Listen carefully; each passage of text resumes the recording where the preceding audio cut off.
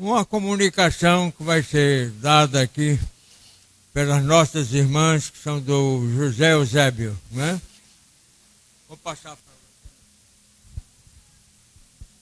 Boa noite a todos e a todas. Eu sou a Mariana e a Rose. Nós fazemos parte, somos trabalhadoras da Associação Espírita José Eusébio. E estamos aqui hoje para fazer 2 convites para vocês. Nesse segundo semestre, a gente está com 2 eventos. O primeiro, que é o segundo jantar regional beneficente, que ocorre dia 21 de setembro, lá no Clube dos Sargentos. E vai ser uma noite bem agradável, tenho certeza. A gente vai estar com algumas atrações, música com Cal Silva, feira de livros espíritas, sorteio de brindes e um espaço para criança. Então, a gente convida vocês para estar conosco nesse dia 21 de setembro. Os ingressos estão à venda lá no José Eusébio. O valor da colaboração é R$30.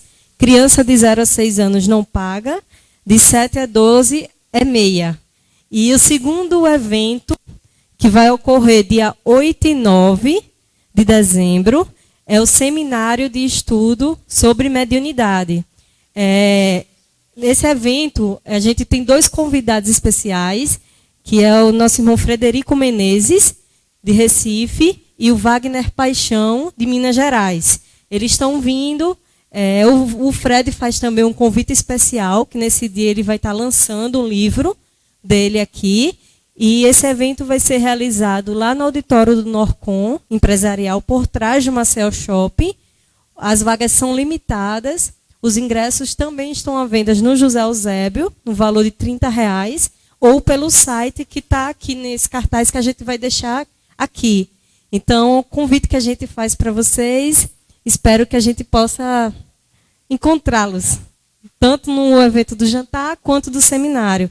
No seminário, a gente vai abordar alguns temas específicos sobre a mediunidade, como os tipos de mediunidades e médios, como identificar a mediunidade em nós, a influência dos espíritos em nossos pensamentos e ações, mediunidade, obsessão e desobsessão, eclosão da mediunidade e a mediunidade com Jesus, que é o nosso tema, que são os desafios e quais as suas bênçãos. Então fica aí o convite. O José Eusébio agradece pela oportunidade, a casa, e é isso aí. Boa noite a todos, paz e luz. Desde já desejamos pleno sucesso aos trabalhos dos irmãos e a essa comemoração, essa festa. Muita paz. Foi um prazer.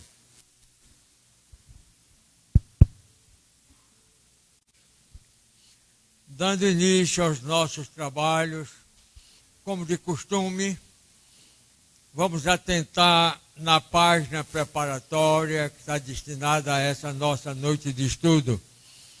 E a leitura vai ser feita pelo nosso confrade Renaldo. Vamos acompanhar essa leitura.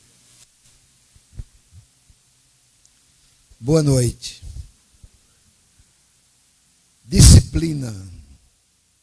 Em toda a criação vibra a mensagem paternal da ordem divina. Quando o desrespeito irrompe na ordem, campeia a tormenta e o desequilíbrio.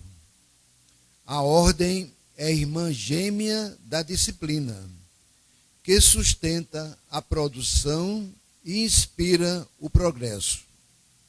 Em ti mesmo, a reencarnação significa escola de iluminação, mas também cárcere disciplinar, para que adquiras recursos e valores que te deem liberdade e ascensão. Necessitas metodizar o receber, tanto quanto disciplinar o dar. Disciplina é o conjunto de deveres nascidos da ordem imposta ou consentida. A felicidade do homem decorre da disciplina que este se impõe. Educação da vontade e correção nos atos. Moderação da voz e domínio dos impulsos. ordem nas atividades e deveres. Observa que até a verdade para chegar ao homem é dosada em cotas que o vitalizam. Recorda a expressão de Jesus: eu não vim destruir a lei, mas dar-lhe cumprimento. Joana de Ângeles, pelo médio de Valdo Franco, do livro Messe de Amor.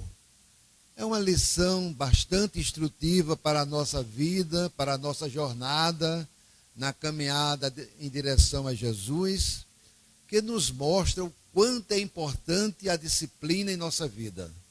A disciplina, ela nos dá responsabilidades, nos dá deveres, ela nos traz felicidade, ela metodiza a nossa vida, enfim, ela contribui de uma maneira substancial para a nossa elevação espiritual.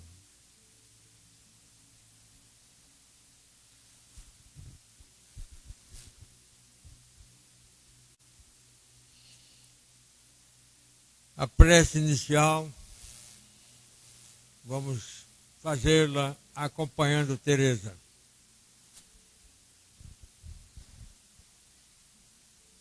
Meus irmãos, vamos dirigir o nosso pensamento para o alto, concentrando na figura amorosa do Mestre Jesus, e vamos dizer-lhe: Jesus, nosso Mestre e amigo, aqui reunidos, encarnados e desencarnados, em nome de Deus e em teu nome, rogamos primeiramente a Deus nosso Pai, que nos abençoe. E a ti, Jesus, que também nos abençoe. E abençoe esta casa, seus trabalhadores e todos que aqui estão presentes, encarnados e desencarnados. Em especial, Jesus, te rogamos assistência espiritual para o nosso irmão Gilvon, encarregado de expor o tema de hoje. Que ele se sinta intuído, inspirado e envolvido em emanações de paz e de amor. Dá a Jesus que todos nós possamos compreender, assimilar os ensinamentos que nos serão transmitidos e que ao regressarmos aos nossos lares possamos transmitir a todos aqueles de quem nos acercarmos esse sentimento de paz, de fraternidade, de amor que aqui encontramos. Muito obrigada mais uma vez, Jesus. Que a tua luz nos ilumine. Que tua mãe, a amorosa Maria de Nazaré, vele sempre por nós. Que assim seja.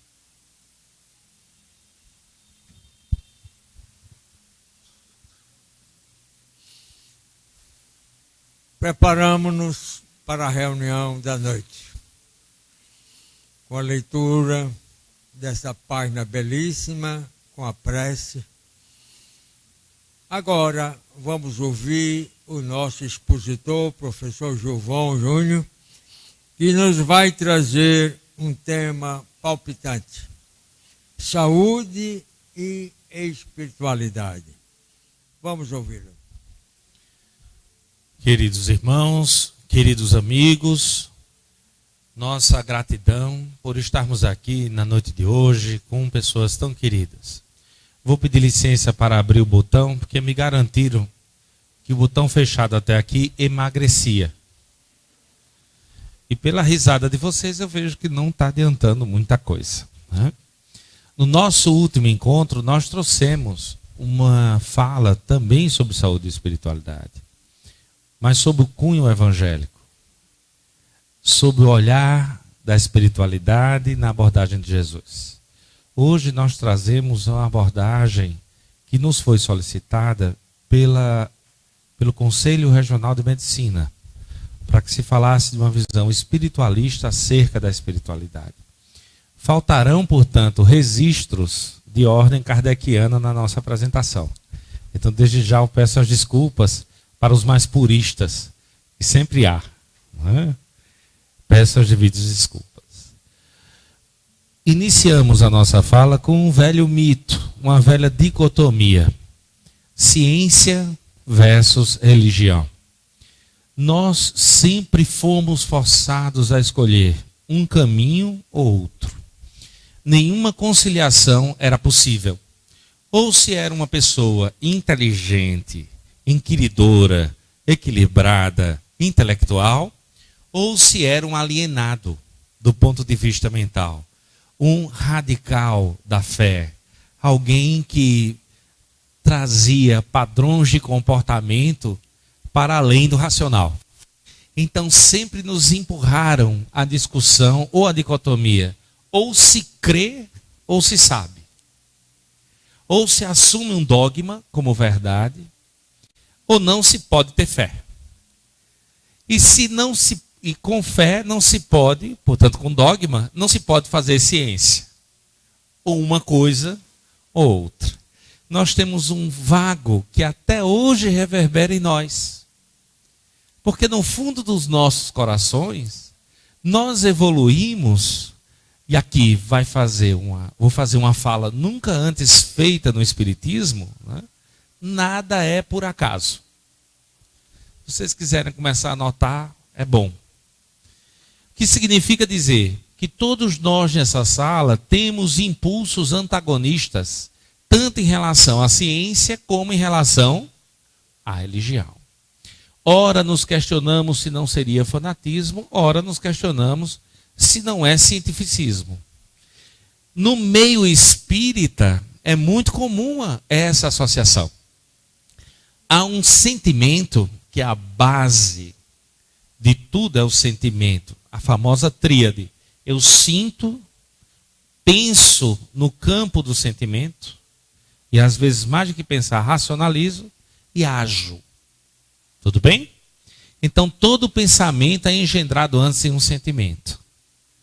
No meio espírita, há entre nós pessoas que têm um sentimento chamado culpa. Tudo bem? Todo espírita, à exceção dos palestrantes, que são uma raça especial, não é? Mas todos os seres comuns espíritas têm um sentimento chamado culpa. E esse sentimento de culpa pode nos levar a mecanismos de autopunição, em que eu perca a vigilância com relação à realidade e abrace o fanatismo religioso. Imagine que eu estou vindo a caminho do centro espírita e levo um tropeção. Se eu estiver menos atento, eu posso até dizer: meu Deus, os irmãozinhos espirituais não querem que eu vá para o centro espírita hoje. Então estão me dando um empurrão.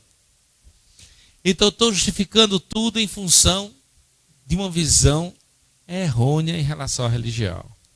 O espiritismo é uma amálgama que nos traz uma necessidade de fé, mas com o pressuposto que essa fé seja raciocinada. É um paradoxo. Ou eu tenho fé, ou eu penso.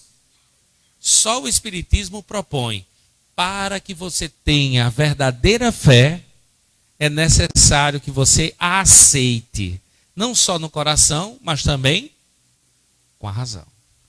É um equilíbrio, é uma dualidade, e no nosso caso é um paradoxo. Como nós estamos em séculos, milênios de evolução, ou nós abraçamos a ciência ou nós abraçamos a religião. No caso de Galileu Galilei, nós sabemos que ele optou pela ciência e na hora H, antes de acabar numa fogueira, recusou ou negou o fato da Terra ser redonda. Nós negamos a esferocidade da Terra em nome da religião. Portanto, a abordagem de hoje terá um cunho de natureza mais lógico-científica. Nós temos a grande ameaça detectada à humanidade, foi logo depois da Revolução Francesa, a teoria de Malthus. Malthus era um pastor anglicano, escocês, que trabalhou da Universidade de Cambridge durante muitos anos. Malthus fez uma aposta. Depois da Revolução, estudando os dados da Revolução Francesa, ele afirmou: a grande ameaça à humanidade é a escassez de alimento. faltará alimento para a população, porque a população cresce, que é essa curva, tá? Que nós temos de recursos. A população é a vermelha, e vejam que a curva vermelha cresce muito mais rapidamente que a reta escura. Então os recursos são alimentos, são recursos como água, são recursos como materiais de sobrevivência básica. E ele extrapolou um ponto, foi a primeira abordagem metodológica, usando progressão aritmética e progressão geométrica. Esse ponto que está aí no meio é o ponto de crise. E a teoria de Malthus foi utilizada para prever quando uma sociedade iria entrar em crise, quando uma sociedade iria colapsar. E ele usou como modelo a Revolução Francesa. E posteriormente, durante o século XIX, quem utilizou o modelo de Malthus acertou. Todos os grandes colapsos sociais do século XIX puderam ser previstos com a relativa precisão. Ok? Até o século XX chegar. E a partir do século XX, nós tivemos um paradoxo impressionante. A grande ameaça era a fome. Malthus disse que no ano de 1950, a população máxima possível seria de cerca de 1 bilhão de habitantes no planeta Terra. Era impossível. Porque nós não teríamos condição de suportar tanta gente. Criou-se a Comissão de Alimentos da FAO, que a gente conhece hoje, um braço da ONU, para garantir que não faltasse alimento para as pessoas. Foi uma correria, a grande ameaça era a fome no mundo. Todos nós devemos temer a fome, porque até hoje ela é um enorme problema no mundo. Milhões de pessoas são subnutridas, só não em Alagoas. Não é verdade? Ou estamos enganados? Infelizmente, nosso estado é um dos que está no mapa da fome, voltou ao mapa da fome. Mas, paradoxalmente, hoje morrem mais pessoas de problema associado à obesidade do que à fome. E não me olhem com essa cara porque eu já abri o botão.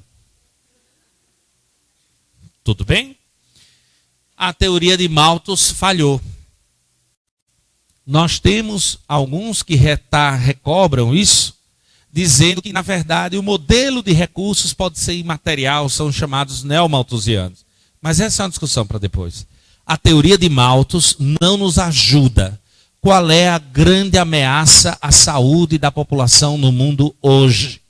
Qual é o grande risco? Quem diz isso é a Organização Mundial de Saúde, no dia 30 de março de 2017, em Genebra.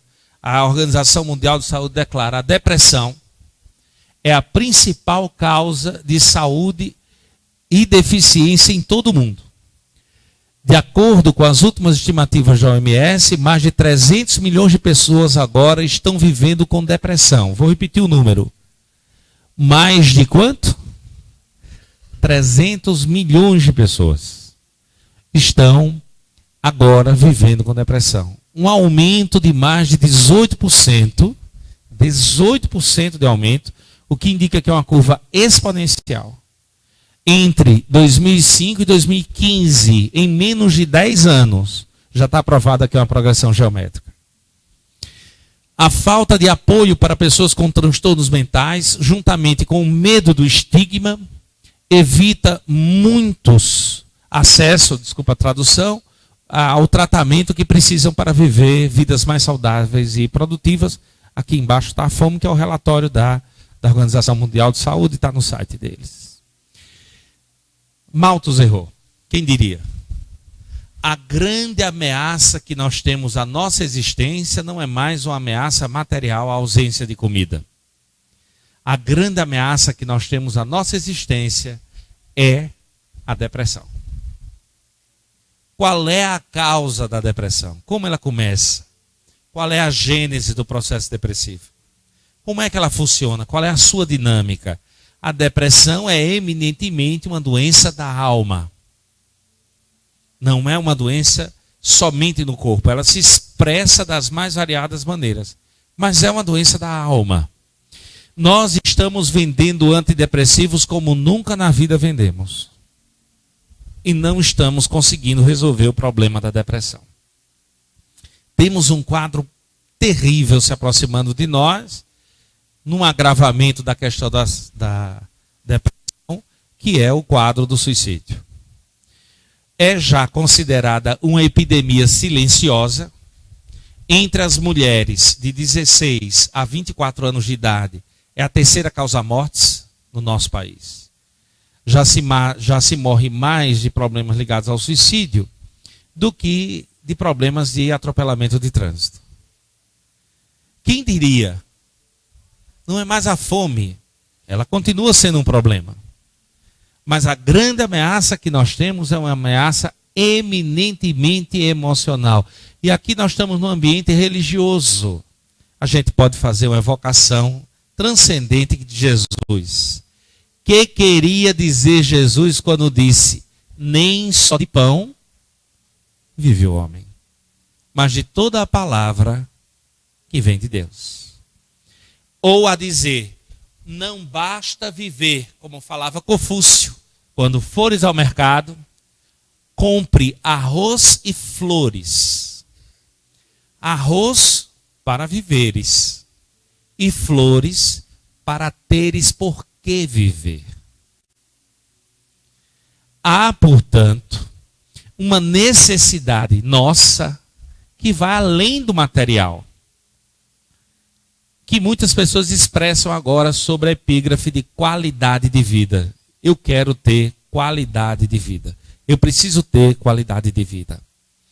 E nós estamos lidando com essa questão delicadíssima, que é a questão do suicídio. Para que você tenha uma ideia, nesse quadro que já está desatualizado, porque isso aqui é de 2015, nós temos o número de suicídios por 100 mil habitantes.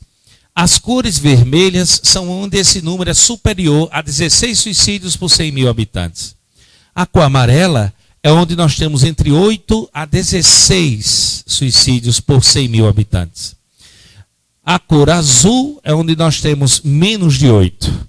E a cor branca é onde nós estamos sem dados. O nosso país, o nosso Brasil, situa-se na faixa menos que 8 habitantes, menos de 8 suicídios por grupo de 100 mil habitantes até 2015. Lamento informar que nós já superamos essa marca.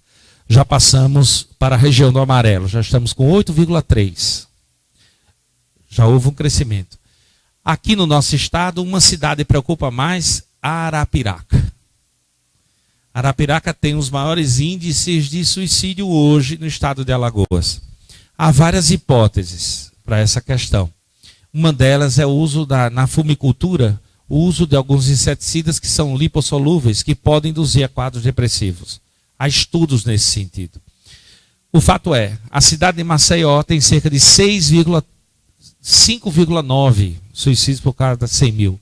Arapiraca nos supera, já vai com 8,14. E cresce em um ritmo bem acelerado. No CVV, no posto CVV, são atendidos hoje, o CVV é o Centro de Valorização da Vida, são atendidas hoje 220 ligações por dia. De 6 da manhã à meia-noite. 220 ligações por dia.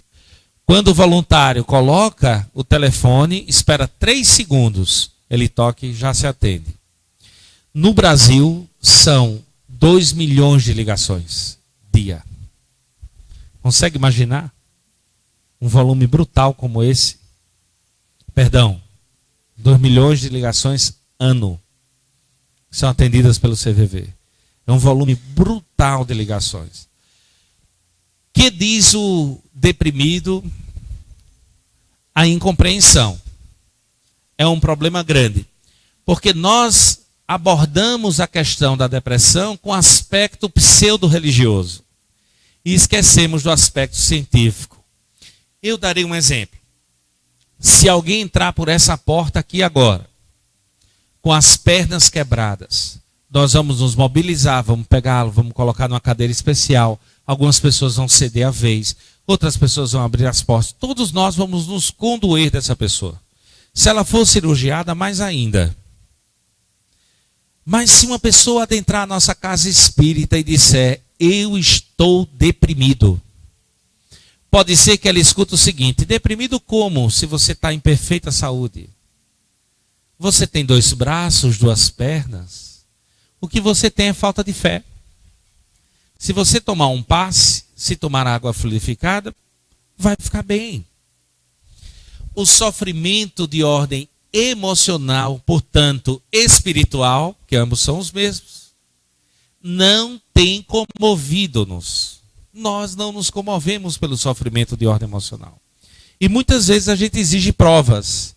A gente só respeita, para faltar ao trabalho, quem está com sangramento, com hemorragia, uma dificuldade grave. Se a pessoa disser, por exemplo, eu não tenho razão para viver, o que é que a gente fala? Mas você é tão jovem, tão bonita, você não tem problema nenhum. A gente tende a minorar o problema das pessoas. Uma questão central: nós nos habilitamos a julgar o sentimento do outro, julgar o que é de fato o sofrimento e o que não é. Esse é um problema. Vou fazer aqui um convite aos amigos para a nossa reflexão. Vou pedir licença ao Márcio, vou sair do foco da televisão. Vamos imaginar o seguinte. Vamos imaginar que eu esteja distribuindo sopa na rua de Maceió num dia de chuva. E que no ato de encontrar as pessoas pobres, eu encontro o meu amigo César. Me desculpe, César, vai ser você. Na rua, deitado, com a garrafa de cola do lado. Olha o quadro, César. Me aproximo do César e ofereço para o César um copo de sopa. A pergunta é simples. Isso é caridade? Um de cada vez, por favor. É caridade? É comovente essa participação. Porque você fica com medo de errar. É um clima de ameaça, não é? Vai que eu respondo errado e vou para o umbral. Mas então, já que você está com medo, vamos distensionar. É esmola? Qual é a diferença entre caridade e esmola? Vamos agora teatralizar a situação.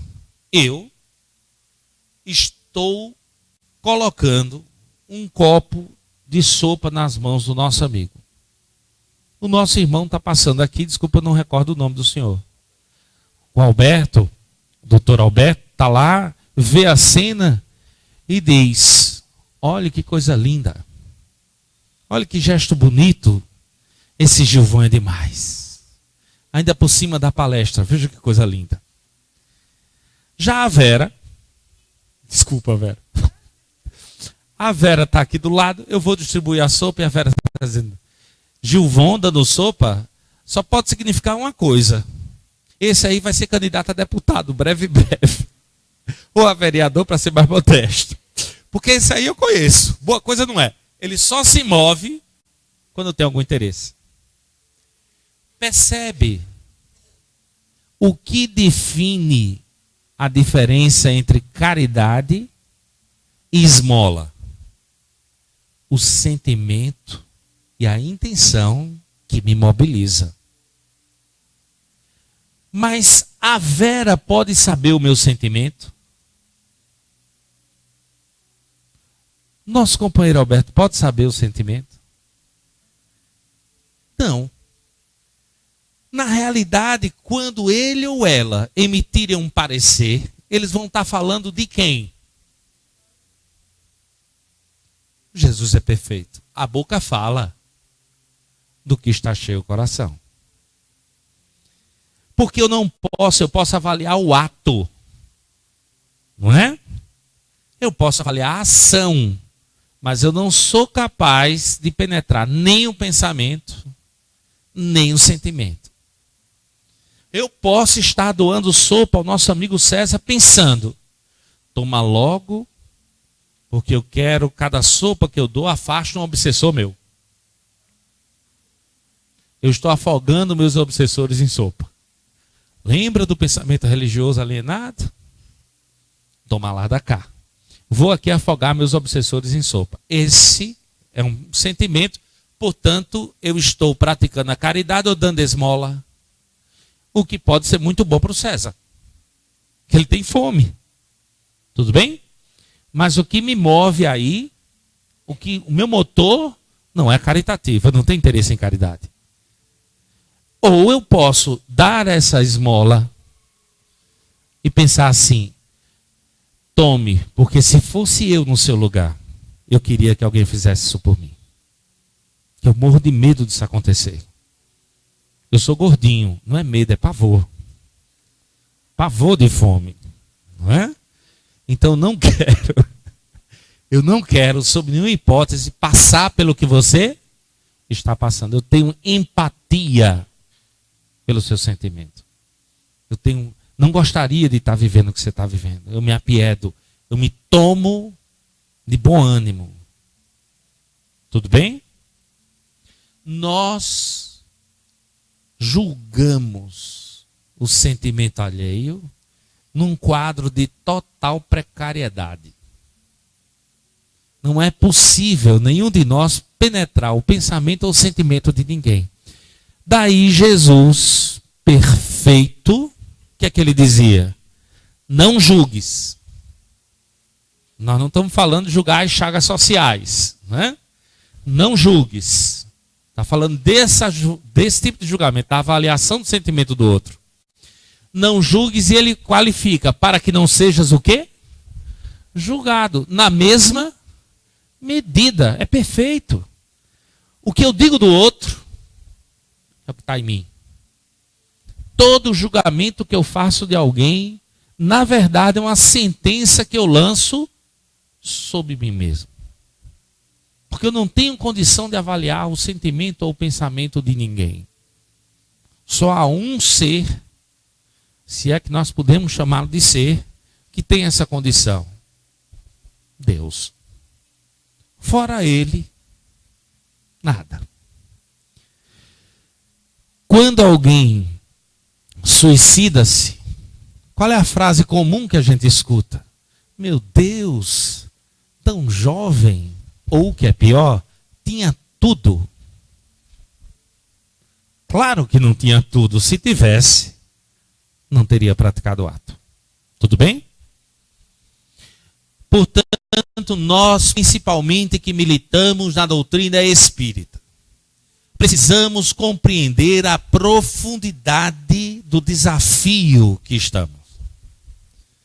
A doutrina dos espíritos é a palavra de Deus que nos motiva a viver. Se você se engaja no espiritismo, compreendendo que é necessidade de uma razão de existência, isso se introjeta e você vive muito bem.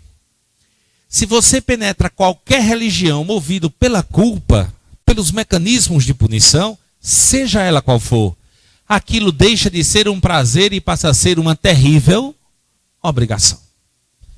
Se eu vou para o William Crookes quarta-feira, porque vai que eu morro na segunda e vou bater no umbral. Então a melhor chance que eu tenho é ir na quarta, porque até quinta, sexta eu estou relativamente garantido. E eu crio clichês mentais. Que nos diz então o mundo que nós estamos vivendo? Para cada suicídio que nós temos atendidos em um pronto-socorro, para que a gente tenha uma ideia de escala, cada atendimento em um pronto de socorro tem um custo médio, foi essa abordagem que nós demos, né, também na Secretaria de Saúde, tem um custo médio similar a um paciente cardiopata grave. Um custo de cerca de $8.000 a cada 3 dias. Custo para a sociedade. E nós vamos ter, para cada morte, 3 pessoas que tentaram, em média. Para cada 3 tentativas, 5 que planejaram. E para cada 5 que planejam, 17 que pensam. É o que nós chamamos de ideação suicida. Portanto, as grandes ameaças que nos rondam não são mais de ordem física, são de ordem emocional. É aí que nós devemos depositar o esforço quando nós falamos em qualidade de vida. O conceito de espiritualidade, naturalmente, essa fala é uma fala do JAMA, que é uma associação norte-americana, um jornal de médicos norte-americanos. Nós pegamos no Espiritismo, a gente tem um conceito de espiritualidade diferente, estava adequado ao público que nós estávamos falando naquele momento. Eu peço as desculpas. Essa experiência é formidável. Esse médico, Michel Wolf Krukov, esse cidadão que é da Universidade de Duke, ele trabalha com um problema cardíaco tão delicado que 1 em cada 3 pacientes que faz o procedimento dele vai a óbito. Veja que maravilha. Então é um procedimento de tal grau de risco que o protocolo da universidade, como era uma pesquisa de ponta, o protocolo da universidade não permitia que se informasse ao paciente que ele tinha aquele problema, para que ele não fizesse a revisão, não se impressionasse e não impactasse. Então era tudo feito meio que contra, né, a lógica da transparência com o paciente. Ele ia ser cirurgiado, mas as pessoas não falavam daquele problema anatômico que gerava um caso em cada 3. Esse médico foi o primeiro a romper com isso. E começou a fazer uma entrevista prévia com o paciente, colocando no papel, porque lá a gente tem muitos problemas com judicialização da saúde. Aqui no Brasil, graças a Deus, não tem esse problema, nós temos o SUS. Graças a Deus, é bom o SUS. Vocês não sabem o que é viver sem isso. Mas lá, eles colocavam essas questões. E quando foi na universidade, ele resolveu mudar o protocolo. Começou a receber o paciente e dava a notícia. Olha, o senhor vai enfrentar um procedimento cirúrgico em que 1 em cada 3 pessoas falecem. Quando ele começou a fazer isso, mudando o protocolo, houve um aumento impressionante. Pulou de 1 para 3 para 1 para 26 a taxa de mortalidade do procedimento. Ele ficou tão impressionado com isso, mas o que mudou na vida desse paciente depois que ele tem consciência? Porque fisiologicamente, em tese, você não vai impactar em nada. E como o americano mede tudo, fizeram uma pesquisa. Todos os pacientes que recebiam a notícia, independentemente de credo ou não, quando recebiam a notícia, o que faziam? Rezavam. Oravam. Entravam em oração. E muitos deles não só rezavam por eles mesmos, como ainda pediam orações nas igrejas. Que é como a gente reconhece quem tem superioridade moral sobre nós, é na hora do aperto, quando a gente diz, fulano, ore por mim, a gente não pede a cicrano nem beltrano. A gente quer que seja fulano. Fulano, ore por mim. É como se houvesse uma taxa de conversão na moeda da espiritualidade. E aquele fosse alguém que pudesse ajudar. Esse médico, então, implantou uma experiência fantástica sobre saúde e espiritualidade na Universidade de Duke, que foi incorporada pela Universidade de Colômbia, onde grupos de pessoas recebiam oração de desconhecidos, sem saberem que estavam recebendo as orações. Enquanto que outros, como era um efeito placebo, era um grupo branco, não recebia oração. A taxa de tempo médio de internação caiu em 3 dias. As pessoas que recebiam oração saíam do hospital para o mesmo quadro clínico 3 dias antes. É um estudo extremamente interessante. Alfred Bineau foi o primeiro a dizer que a inteligência tinha que ser cognitiva. Foi ele o inventor do que nós chamamos teste de QI. Esse francês psicômetra do século XIX. Esse é Daniel Goleman. É o descobridor das inteligências múltiplas. Uma delas é a inteligência emocional. Essa é a senhora Dana Zohar. Dana Zohar coordenou uma pesquisa impressionante, com milhares de ressonâncias feitas em pessoas em estado de oração ou meditação. Independente da fé religiosa, independente da etnia. Milhares de pessoas tiveram durante o processo de oração e de prece ressonância nuclear magnética feita durante o processo. E levou à descoberta formidável do que se logrou chamar o ponto de Deus. Uma região meridiana no nosso cérebro, internalizada logo acima do que nós chamamos hipófise, em que há uma hiperatividade dessa região quando nós fazemos oração. Ou entramos em estado de consciência alterada meditando. Independentemente de credo, religião, língua, etnia, nós temos fisiologicamente um ponto no nosso cérebro de comunicação com a divindade.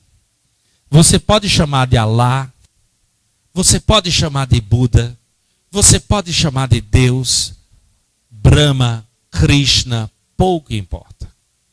Será ativado a mesma região no cérebro que aquele que tem uma perspectiva de mundo completamente diferente da sua, mas está em oração também. O que nos leva a uma especulação muito interessante. Temos um ponto, fala de Dhananjaya, temos um ponto de Deus, entre aspas, no cérebro. Uma área nos lóbulos temporais que nos faz buscar um significado e valores para o quê? Para as nossas vidas. É uma área ligada à experiência espiritual. Vamos falar de Jesus. Nem só de pão vive o homem, mas de toda a palavra que vem de Deus. Você, todos nós, temos um ponto do nosso corpo que precisa de alimento. E que responde ao estímulo espiritual da prece. Alguns utilizam essa ideia como uma prova da existência de Deus. Que é óbvio, se eu tenho olhos, é porque há luz. Se eu tenho ouvidos, é porque tem som. Se eu tenho tactibilidade, é porque há pressão. Se eu tenho um ponto que responde às preces, há alguma força que interage com ele.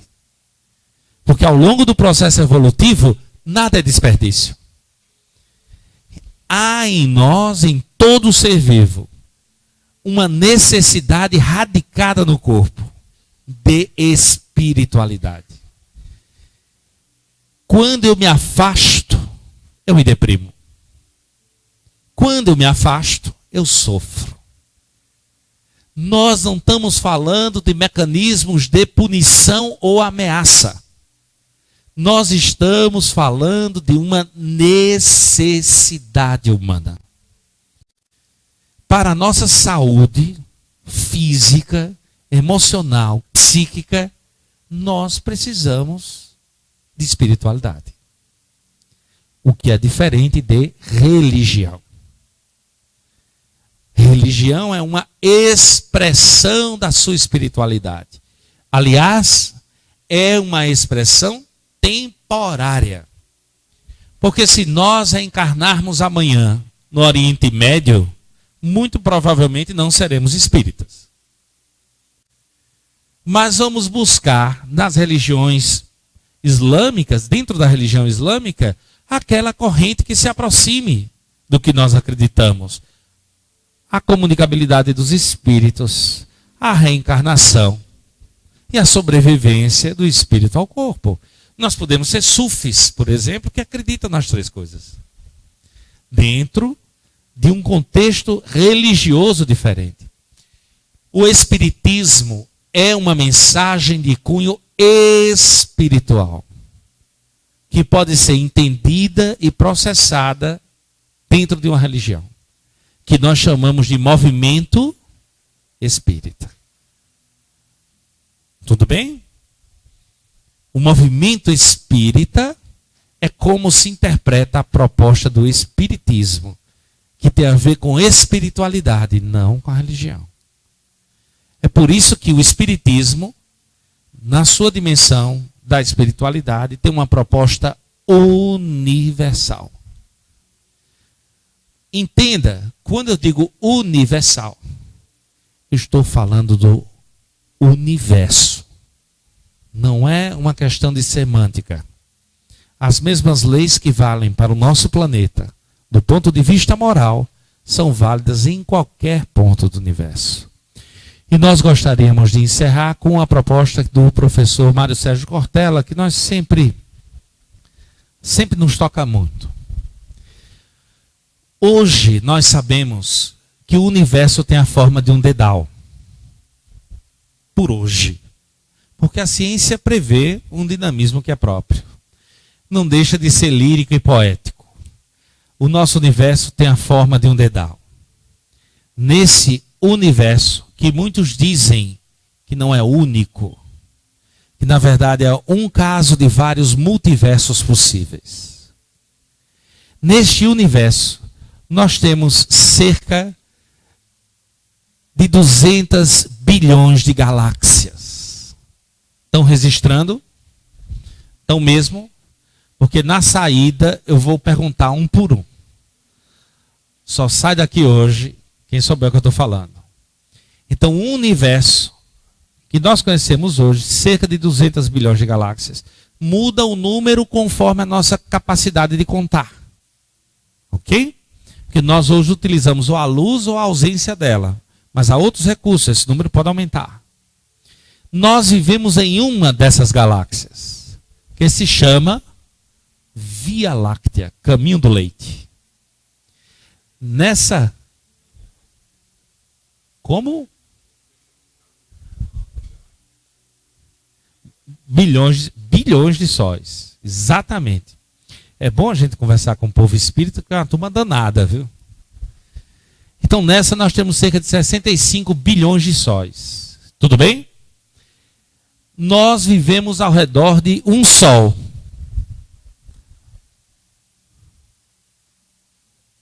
Olha o nosso sol aqui. Há outros sóis muito super... Está se sentindo bem? Relaxa que vai melhorar. Ao redor do Sol, 9 planetas. Nós vivemos em um deles.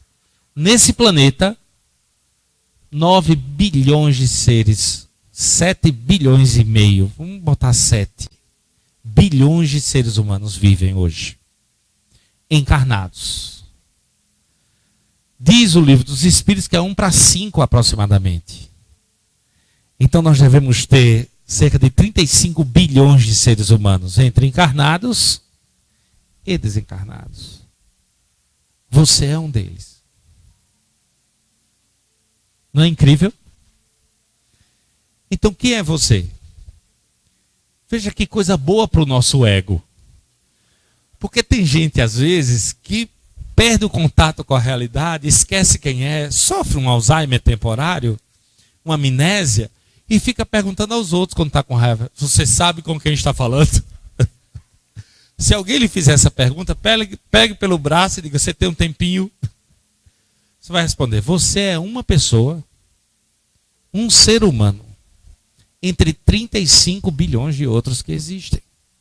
Em um planeta, ao redor entre 9 outros, ao redor de um Sol, entre cerca de 75 bilhões de outros, em uma galáxia, entre cerca de 200 bilhões de outros, em um universo dos vários multiversos possíveis. Está se sentindo bem? Não dá uma alegria, né, no coração da gente, quando a gente diz, olha como a gente é grande coisa? Mas paradoxalmente, nunca houve, nem jamais haverá ninguém igual a você. Em todo esse universo, você é singular. E tem um papel fundamental. Veja como a doutrina dos espíritos faz com que a gente oscile entre deuses e miseráveis.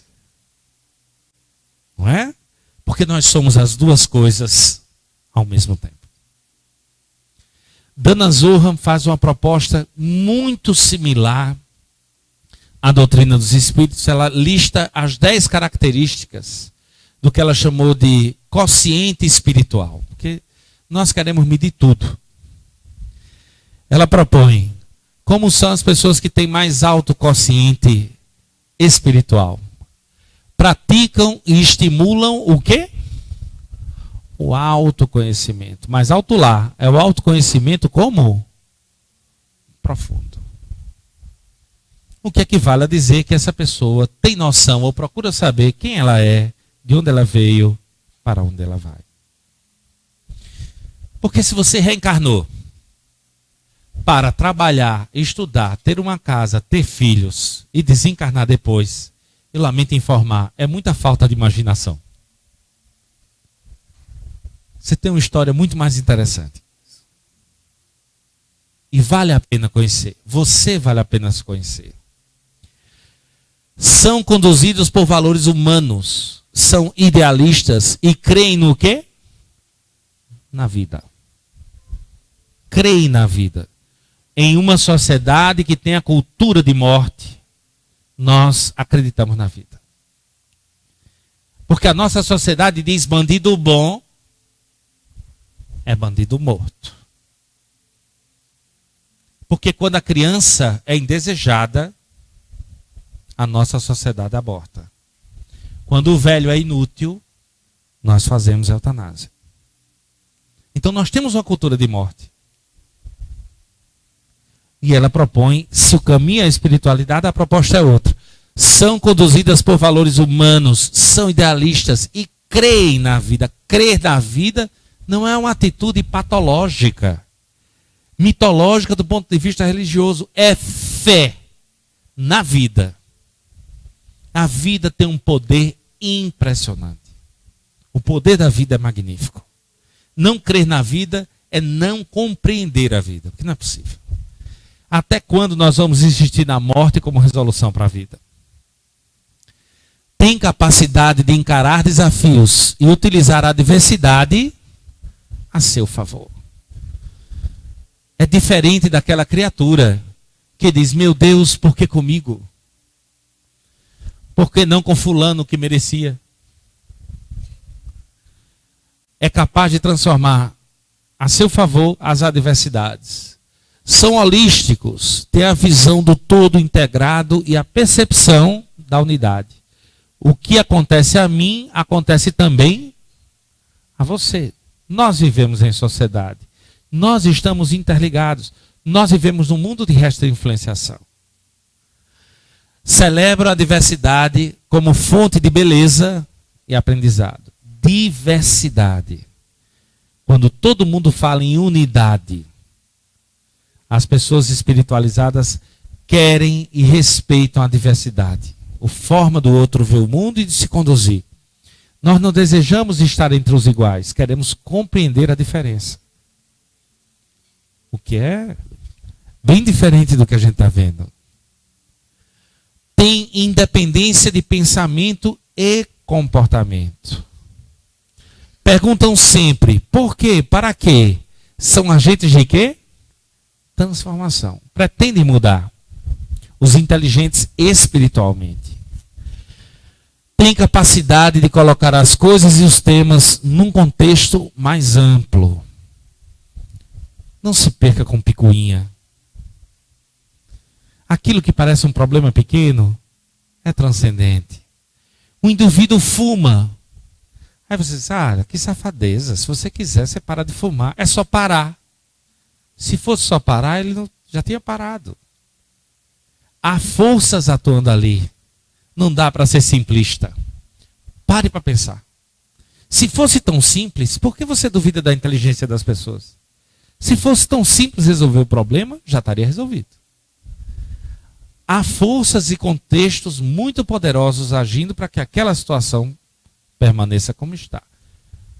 Isso é importante para que a gente seja agente de mudança consciente. 9. Tem espontaneidade de gestos e atitudes e são equilibrados emocionalmente. 10. São sensíveis, fraternas e compassivos. É essa a visão atual que Dana Zohar propõe para o que ela chama de consciente espiritual ou crescimento espiritual.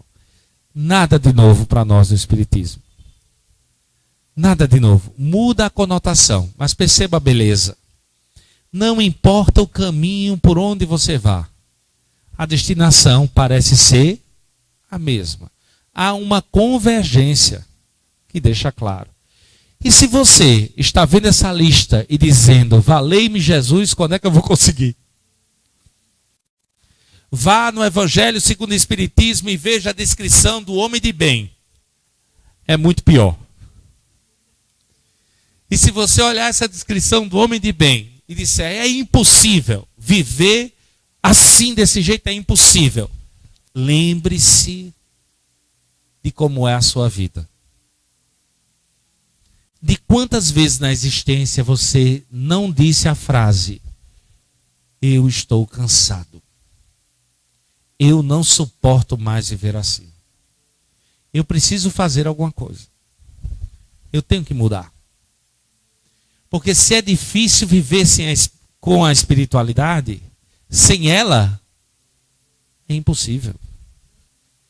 É um caminho tão frustrante e tão amargurado que não tem retorno, que a gente fica se sentindo preso, fica se sentindo sem alternativa.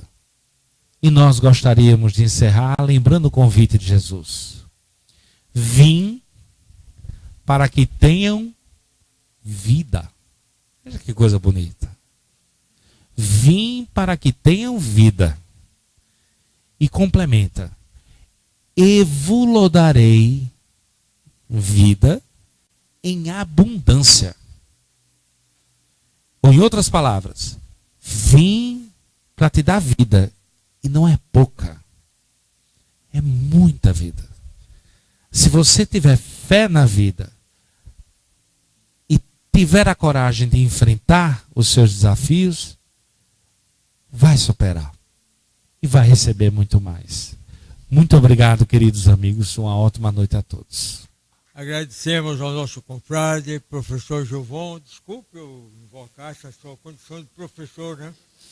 Não, porque um tema exigiu um mergulho na área da ciência e todos compreendemos. Prova disso é a salva de palma, né, com que você foi saudado. Prova de que todos compreenderam bem. A doutrina espírita, já viram, tem base na ciência, base na filosofia, né? E base na religião. Então, para qualquer lado, está o fundamento. Mas a colocação do nosso querido confrade Gilvon, levando-nos a refletir sobre esses aspectos da ciência, me fez me lembrar um fato na minha vida, vocês vão perdoar, é rapidamente, mas é para distrair.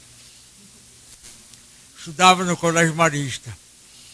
Férias, então na fazenda do meu cunhado Valmir Vasconcelos, né? Irmã Licéria. Noite, na varanda da Casa Grande, juntavam muitos moradores, 8, 10, e eu encontrei uma maneira de distraí-los. Fazia exposições da parte de ciência, explicando as coisas da ciência para eles e tal. Um deles era o capataz da fazenda. E era um homem vivo, um homem muito inteligente. Ele me chamava, pelas minhas exposições, veja só, ele me chamava meu doutor. Meu doutor, meu doutor.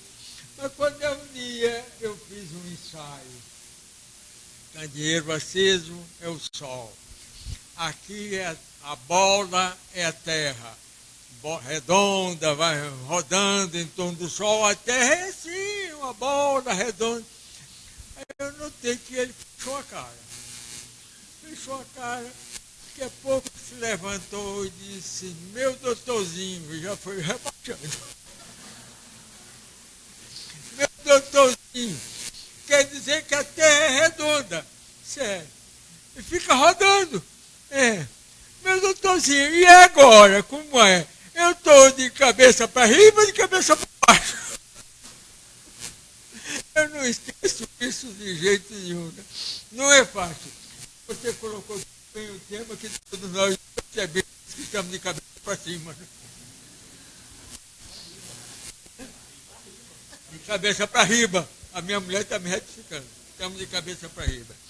Vamos fazer a prece final, acompanhando Vera. Mas, antes da prece, 2 avisozinhos rápidos. Relembrando que na próxima quarta, quem tem crianças, sobrinhos, filhos na evangelização, não esqueçam de trazê-los, porque eles vão ser treinadinhos para fazerem uma homenagem aos pais, já pela aproximação do Dia dos Pais. E o outro aviso, uma boa notícia, é que sábado agora, dia 4 de agosto, de tarde, às 16 horas, nós vamos ter aqui a primeira edição do Cine Debate. Neste auditório, venham todos assistir gratuitamente o filme dos Espíritos. E ao final, nós teremos aqui uma mesa com 2 debatedores, uma moderadora, que é a minha xará Vera, onde nós vamos tentar responder, esclarecer as dúvidas da plateia a respeito de tópicos trazidos no filme. Vai ser muito bom, vai ter pipoca também. E a gente conta com a plateia, tragam os amigos, convidem. Não precisa necessariamente ser espíritas. Qualquer um que goste de cinema e goste de entender, de ampliar sua visão, vem para aproveitar o momento, fazer perguntas e tirar dúvidas, ok? Encontro marcado sábado, 4 da tarde. Aqui. Sim, estão me lembrando ali mais um aviso, que nós estamos com uma nova turma aberta, ou seja, as inscrições já podem ser feitas na livraria para o curso DEP, que é Doutrina Espírita para Principiantes. São 10 encontros, 1 por semana, 2 turmas, uma de tarde e uma de noite, para facilitar os que trabalham num horário ou que só pode vir no outro.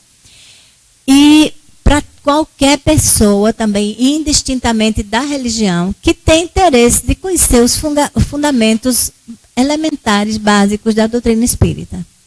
Então, já vai ser a 3ª turma, prova de que nós já estamos conseguindo sucesso, né? Então, convidamos a vocês, os conhecidos, os parentes que queiram entender um pouco mais a doutrina, se inscrever na livraria, de forma gratuita também. Ok? A inscrição na livraria aqui embaixo, gratuitamente. E agora voltamos a nos concentrar, mantendo aquele clima de serenidade, deixando ainda por mais alguns minutos nossos problemas lá do lado de fora da porta. Lembrando aqui a belíssima explanação do nosso companheiro Gilvon. Vamos elevar o nosso pensamento ao alto para reconhecer primeiramente a grandeza do Pai, do nosso Criador, sua perfeição, sua justiça e amor infinitos. E assim estamos louvando a Deus por tudo aquilo que Ele criou, esse universo belíssimo, sucintamente aqui apresentado. E vamos aproveitar para elevar também um pensamento ao Mestre Jesus e dizer mentalmente: Mestre amigo, muito obrigada. Obrigada por mais esta oportunidade, pelos esclarecimentos que aqui recebemos toda semana, que pouco a pouco vão sendo assimilados, vão tocando os nossos corações, os nossos sentimentos, e vamos racionalizando para, na medida das nossas possibilidades e limites, colocá-los em prática. Agradecemos, Jesus, por esta oportunidade, porque sabemos que cada um no seu ritmo está caminhando.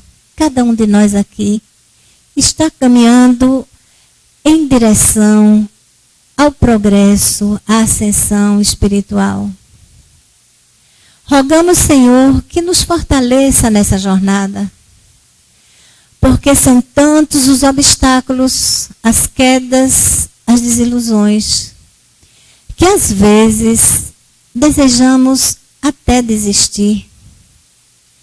Mas sustenta-nos, Senhor, para que a cada queda possamos nos reerguer com maior coragem ainda e seguir em frente, confiando nas tuas mensagens, nas tuas promessas, que se rogarmos, tu nos atenderás. E por isso, Jesus, estamos também rogando por todos os nossos irmãos que não puderam estar aqui hoje à noite. Por todos que desconhecem ainda as tuas verdades. Por todos os que se encontram nesse momento em desespero, sem esperança, pensando e alimentando ideias de suicídio. Especialmente que esses irmãos possam ser amparados na espiritualidade e conduzidos às casas espíritas para que sejam orientados. Rogamos por todos os que sofrem, Jesus. São tantos à nossa volta. E não só pelos que sofrem, mas ainda para aqueles que estão no erro e não se apercebem. Aqueles estagnados na criminalidade, na maldade, que se comprazem em ver o distúrbio, a violência, a perturbação. Esses precisam também muito de ti. E assim, Senhor, rogamos ainda por aqueles que têm o poder de definir os recursos, de aplicá-los a bem da comunidade e se desviam do caminho. Que possam ser tocados e acordem enquanto é tempo. E assim, Jesus, rogando pelos enfermos, pelos que se encontram encarcerados, por todos aqueles que dormem na rua ou em lares de luxo, onde não há paz nem tranquilidade. E confiando também na misericórdia da Nossa Senhora, tua Mãe Santíssima, nos despedimos nesta noite, na certeza de que saímos daqui mais iluminados, mais amparados e mais protegidos. Permanece conosco, Jesus, agora e sempre.